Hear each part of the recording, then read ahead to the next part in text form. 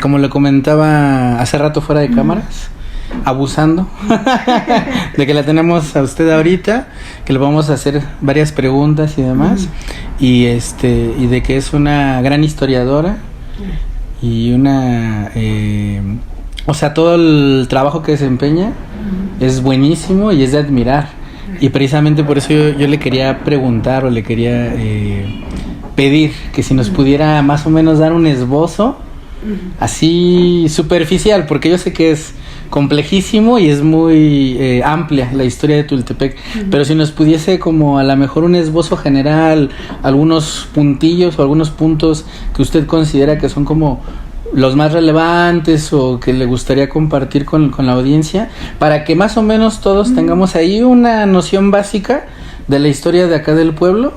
No sé si nos podría más o menos ahí empapar un poquito en eso.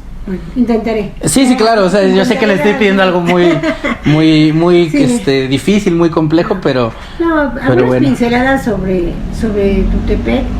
Podemos empezar con su pasado remoto.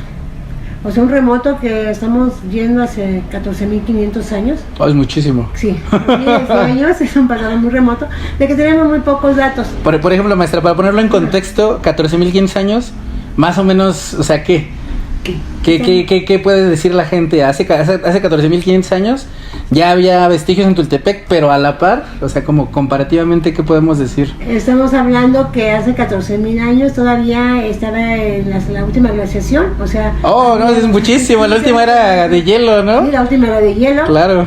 Todavía no existían ni siquiera las naciones, ni los estados. Pero ya existía Tultepec, bueno, ya había gente en Tultepec, ¿no? O sea, si era humano, pues ya había pasado todo el proceso evolutivo. Ajá. Ya era un hombre homo sapiens, y bueno, convivía con la fauna de la época del Pleistoceno. Estamos hablando de la prehistoria, este enorme periodo que va desde los orígenes de la vida, sí.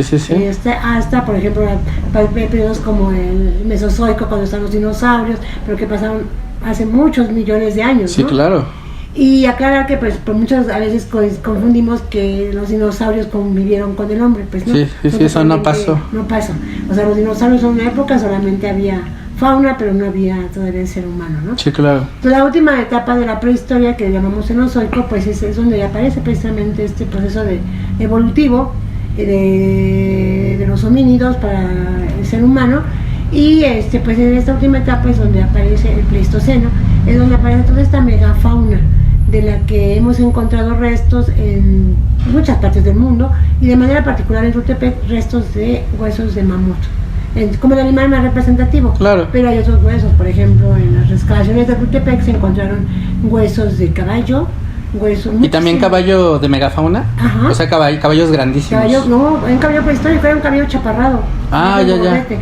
Y de hecho esto es muy interesante porque, qué bueno que mencionas el caballo, porque siempre pensamos que, o se nos ha dicho en la historia oficial, que los caballos los trajeron con los españoles. Sí, que aquí no había caballos. No, había caballos aquí. En Tultepec.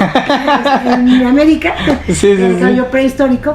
Y pues así las migraciones hacen que las poblaciones fluctúen, y así como pasaron mamuts del viejo mundo, o que llamamos el viejo mundo, Euroasia, hacia América, también pasaron animales de América hacia allá, entre ellos el caballo. Sí.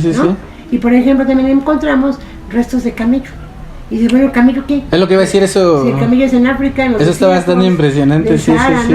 No, el camello es americano, está emparentado con sus especies como la llama, la alpaca y la vicuña del Perú. Sí, es lo que iba a decir, muy comunes en el Perú. Ajá, entonces son sus parientes, y pues también migraron hacia Europa y pues se quedaron allá, ¿no?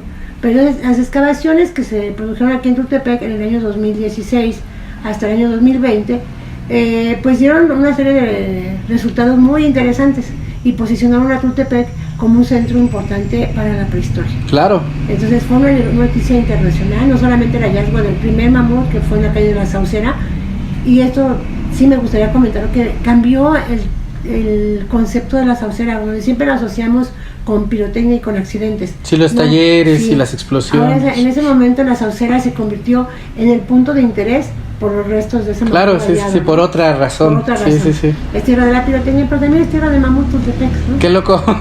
Entonces cambió totalmente el concepto. Sí.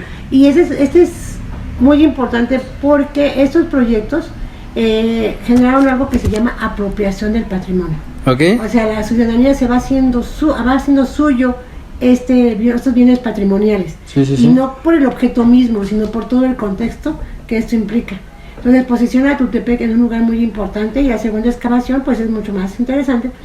Y las dos son importantes, pero la segunda es porque arroja la posibilidad de considerar la existencia de trampas para mamuts en Tultepec, únicas en el mundo. Sí, sí, claro, eso Es una noticia internacional, ¿no? Ese tema de cazar mamuts, ¿no? Sí. Ese es algo que recuerdo cuando usted lo dio a conocer en esos años, y que precisamente era algo que solo existía aquí. Sí. Que no hay evidencia, digamos, de que en otra parte del mundo, a pesar de que había otros mamuts y en otras zonas existían este tipo de animales, solo aquí en Tultepec sí, en el resto del mundo hay trampas naturales, barrancas, sí, claro, pero aquí las trampas fueron excavadas precisamente. Órale, sí, con esa intención expedita de cacería, vaya. Entonces estamos hablando de la convivencia de la presencia de los seres humanos ya en esa zona hace al menos 14.500 años, ¿no? Entonces ya había grupos humanos, y sobre todo te cambia el concepto del hombre de la prehistoria, que siempre pensamos que es un hombre burdo, rudo,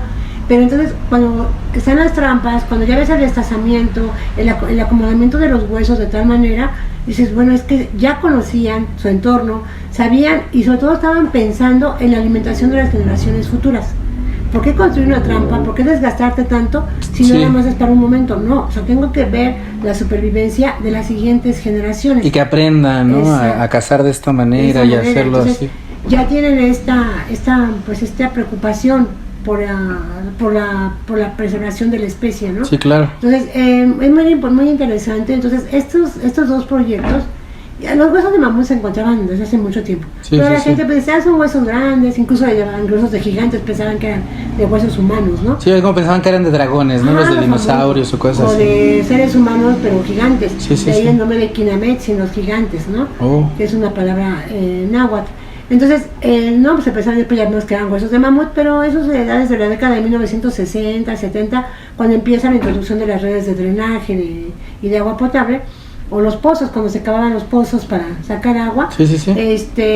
Pues ahí encontraban huesos, pero pues la gente pues no los reportaba, tenían miedo de que el INAH les quitara su terreno, pero no pasa nada, ¿no? Es el salvamento, se recupera el material y la propiedad es suya, ¿no? Sí, claro. Entonces, cuando se dan estas dos excavaciones, tanto en la Saucera como muy cerca del relleno sanitario en Chahuento, pues cambia todo el paradigma de la historia, de la prehistoria, no solo en Tultepec, sino en México. Claro. Y del mundo, ¿no? Yo me atrevería a decir, ya con estos ese pasado consideraciones. Sí, es muy interesante esta aportación, y gracias a Dios me tocó estar al frente de estos trabajos, y yo lo consideré un gran privilegio.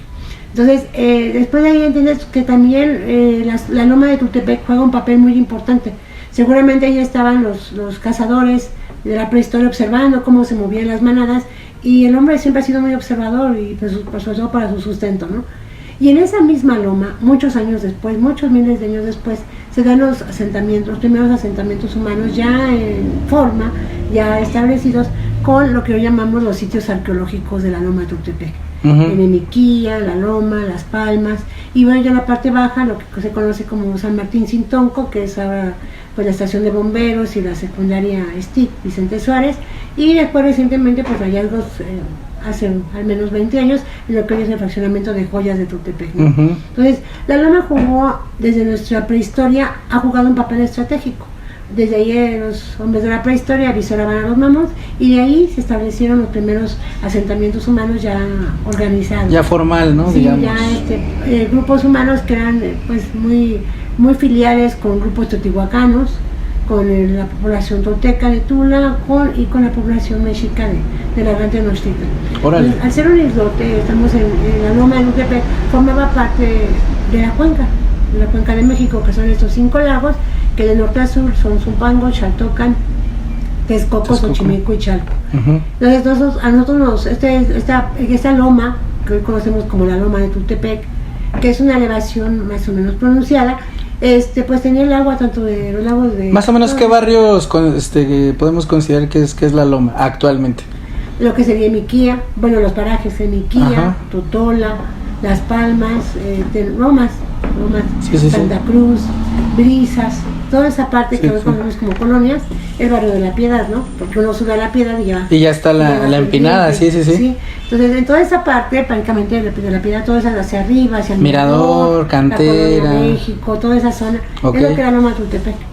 Y pues esa loma, pues era el asentamiento de estos grupos humanos y los que tampoco existía esa división territorial y nos conocían así como Tultepec, ¿no? O sea, y después ese nombre es muy antiguo ya y O sea, así hemos sido conocidos sí, en el área desde... Soltepec, Tultepec, Totola, Tultepec, Pero siempre en ese tema de Toltepec, Sí. ¿no? Por el tema Sí, del por el cerro, cerro. el Tule, Ajá. como que ese campo semántico, digamos, Sí. ¿no? De palabras. Y entonces fue el asentamiento de estos grupos humanos que también, pues en el año 2000 a 2001 se hicieron una serie de trabajos de investigación por parte de Lina y las arqueólogas Inés Carranza y Ivonne Urbán y los arqueólogos José Hernández y Luis Cordón.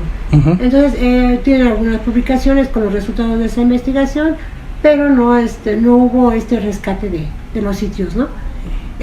Esta loma también, bueno, es estratégica, pues fue un punto de comercio importante, seguramente. Y creo que con esta ubicación geográfica, pues era un referente porque pues pasaban muchísimos grupos y seguramente todos dejaron parte de su cultura y creo que por ahí podría venir esta riqueza cultural de... Sí, que tenemos en Tultepec. Tultepec. Y